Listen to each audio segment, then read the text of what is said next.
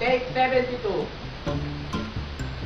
Greetings everyone. Our topic is all about simple questions.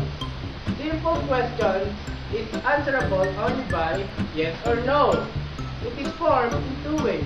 Rule number 1. With the word order, verb plus subject with the verb is be or an auxiliary verb. For example, can you walk? Yes. Second example, that your example? No. See? It is only answerable by yes or no. Rule number 2.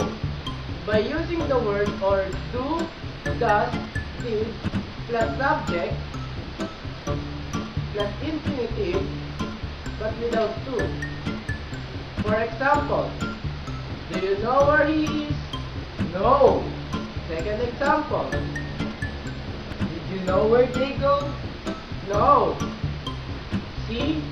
It is only answerable by yes or no.